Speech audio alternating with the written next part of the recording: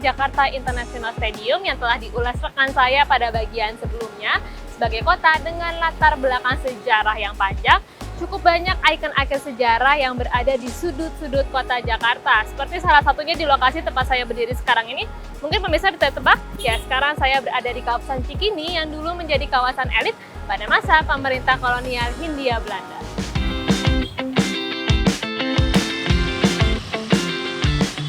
Cikini sejak awal abad ke-19 menjadi penyokong kawasan Weltevreden, yakni kawasan pemukiman, pusat bisnis dan tamasya orang Eropa. Maestro pelukis Indonesia Raden Saleh juga bermukim di kawasan Cikini yang sebagian lahannya kini menjadi Taman Ismail Marzuki.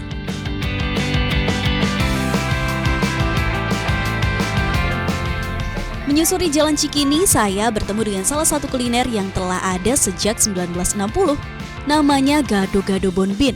Berasal dari nama Jalan Kebun Binatang sebelum namanya berubah menjadi Jalan Cikini 4. Selain lihat gedung-gedung yang otentik, juga bisa cobain jajanan yang otentik pula seperti yang sudah tersaji di depan saya ini, Gado-Gado Bonbin yang sudah ada sejak 1960. Tadi sempat ngobrol-ngobrol dengan pemiliknya kalau ada khasnya di Gado Bonbin ini yang membuat gado-gado ini masih terus ada sampai sekarang, yakni kacangnya bukan digoreng tapi disangrai, juga bumbu-bumbunya pun ikut dimasak. Selain makanannya, ini juga ada minumannya, es cendol yang juga resepnya sudah dari sejak 1960 yang juga dibikin sendiri oleh Gado-Gado Bonbin ini. Nah, saya nggak sabar buat cobain karena penampakannya sangat menggiurkan sekali. Gado-Gado Bonbin terdiri dari beragam sayuran seperti bayam, tauge, ketimun yang ditambahkan tahu, lontong, dan telur, lalu disiram kuah kacang. Dilengkapi juga dengan emping dan kerupuk udang. Perpaduan sambal, ada timun segernya, nambah sayur-sayurannya bikin gado-gadonya mantap. Saat ini, Gado-Gado Bonbin telah dijalankan oleh generasi kedua, yang buka dari jam 10 pagi hingga jam 5 sore. Tak kurang dari 200 porsi terjual setiap harinya.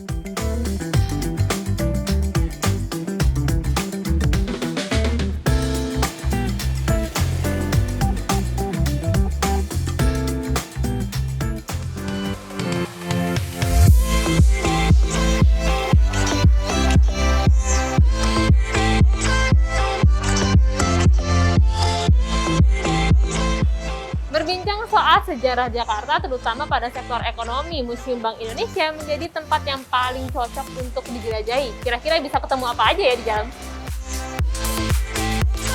Museum Bank Indonesia pertama kali dibuka untuk umum pada 15 Desember 2006. Menempati sebuah gedung cagar budaya yang dulunya merupakan kantor Dia Fasce Bank atau DJB. Dia Fasce Bank didirikan atas perintah Raja Willem I pada 24 Januari 1828. Yang bertindak sebagai bank sirkulasi, yakni memiliki kewenangan untuk mencetak dan mengedarkan uang gulden di wilayah Hindia Belanda.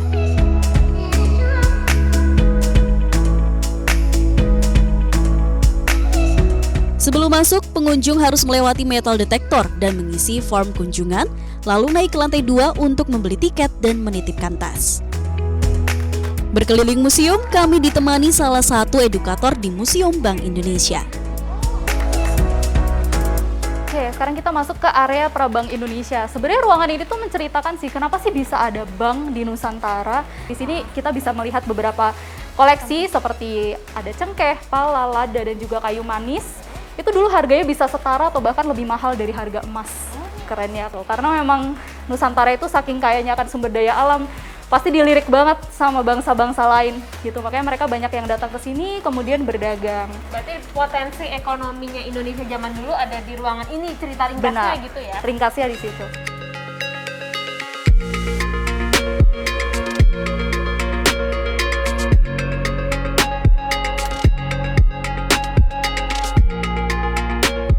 Ini kita masuk ke periode apa Kak? Ini kok ada kaca-kaca gedung-gedung ini nih? Iya, kita masuk di periode 4 ini, sebenarnya periode yang menceritakan tentang kejayaan Indonesia di era Pak Harto, di mana Indonesia sempat dikatakan sebagai macan Asia. Akhirnya banyak juga nih, banyak investor yang menanam saham, kemudian membangun pembangunan yang besar, perkantoran dan lain-lain, bener-bener kaya banget. Cuman di sini Museum Bank Indonesia menggambarkan bahwa pembangunan ini ternyata tidak dilandasi dengan pondasi yang kuat kokoh. ya. Terbuat dari kaca yang which means sebenarnya gampang runtuh, gampang hancur gitu. Nah ini seringan dengan terjadinya krisis moneter di mana rupiah itu sempat jatuh terhadap dolar.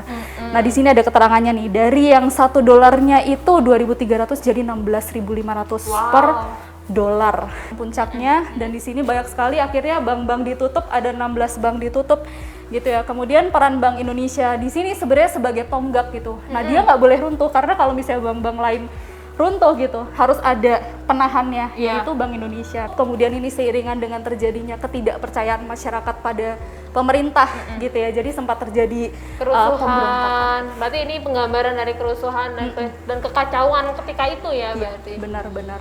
Jadi ada titik-titik di Jakarta yang jadi pusat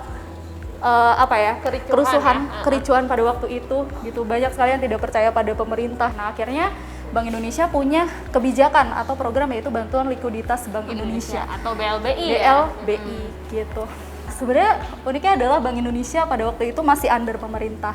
Dia belum bersifat independen, jadi masih menjadi kasir pemerintah gitu, masih mengikut kebijakan pemerintah. Makanya di periode ini menceritakan pasca krisis akhirnya Bank Indonesia berbenah dan punya undang-undang. Nah, di sini bisa dilihat nih Undang-Undang Nomor 23 tahun 1999 untuk independensi Bank Indonesia. Yang pasti Bank Indonesia punya tugas untuk menjaga kestabilan rupiah.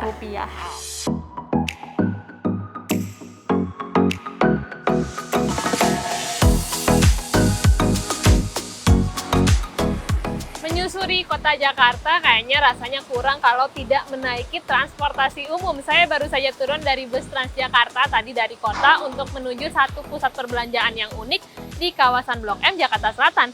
Kira-kira apa ya keunikannya?